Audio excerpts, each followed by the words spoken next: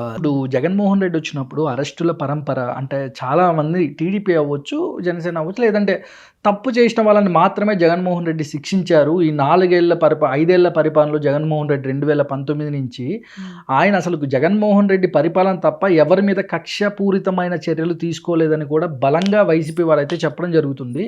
కానీ ఎందుకు NDA government కావాలని వల్లభనేని వంశీ అవ్వచ్చు, కొడాలి నాని అవ్వచ్చు, అంటే ఈరోజు పోసాని అవ్వచ్చు, ఇట్లా ఇది జనాలకు కూడా తెలుసు, కావాలని ఇబ్బంది పెట్టి అరెస్టులు చేస్తున్నారు, ప్రజలు చూస్తున్నారు. నెక్స్ట్ కూడా మళ్ళీ నేను సీఎం అవుతాను ఒక్కొక్కరిని అంటే జగన్మోహన్ రెడ్డి గారు కూడా చెప్పడం జరిగింది. అసెంబ్లీ బయట మాకు టైం వస్తుంది, మేము మళ్ళీ మా టైం వస్తుంది, ఎవరిని వదిలిపెట్టము, సప్త సముద్రాలు దాటినా కూడా రిటైర్డ్ అయినా కూడా తీసుకొచ్చి బోన్ మీద కూర్చోబెడతాము అని జగన్మోహన్ రెడ్డి గారు కూడా బలంగా చెప్పారు. రేపొద్దున వాళ్ళ టైం రాదంటారా, మళ్ళీ రిపీట్ అవ్వదంటారా? ఇప్పుడు ఇవన్నీ ఫాల్స్ ఎలిగేషన్స్ చెప్పారు కదా, మేము ఏం చేయలేదు, మేము ఉత్త శుద్ధపూసలో మమ్మల్ని అన్యాయంగా అరెస్ట్ చేశారని జగన్మోహన్ రెడ్డి గారు చెప్తున్నారు కదా మొన్న వచ్చి. మరి అనిల్ బోరగడ్డ ఉన్నాడు కదా, తన్ని అరెస్ట్ చేశారు. తను ఎలా మాట్లాడారు మీరు అందరూ రెండు తెలుగు రాష్ట్రాల మంది చూశారు కదా, అతని లాంగ్వేజ్ ఎలా ఉన్నిందో.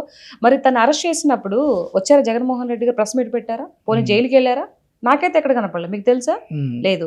ఓకే, ఇప్పుడు మరి వల్లభనేని వంశీ ఎందుకు అంటే అతనేం టికెట్ ఇవ్వలేదు కాబట్టి అతను నేను వెళ్ళను, ఇతను నా ఇదిలో ఎమ్మెల్యేగా ఉన్నాడు కాబట్టి నేను వెళ్ళాను అని సమాధానం చెప్తారు. ఓకే, పక్కన పెడదాం.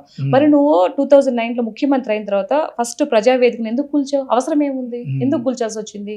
దానికి సమాధానం చెప్తారా? పోనీ ఎవరైనా వైసీపీ కార్యకర్తలు సమాధానం చెప్తారా?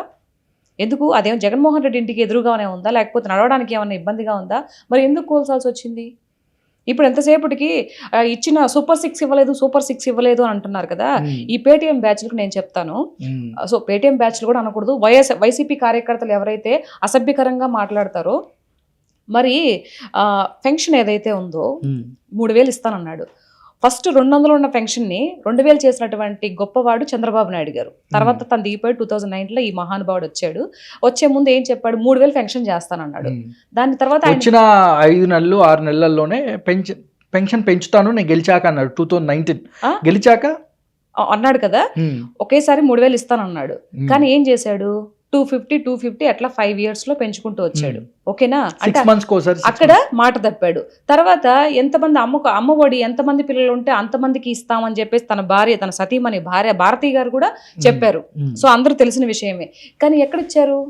ఇచ్చారా? ఇవ్వలేదు. సో దానికి సమాధానం వాళ్లే చెప్పాలి.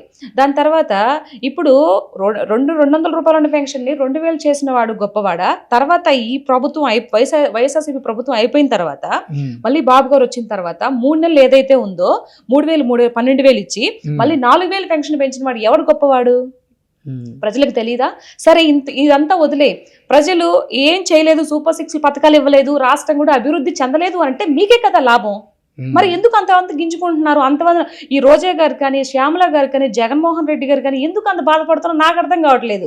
ఇప్పుడు ఏదైతే కూటమి ప్రభుత్వం ఉందో ఏమీ చేయకపోతే ప్రజలు చూస్తారు కదా, ఎందుకంటే బట్టలు చింపేసుకుని అరుస్తారో నాకు ఇప్పటి వరకు ఈ పాయింట్ నేను ఎప్పుడు అడగలేదు.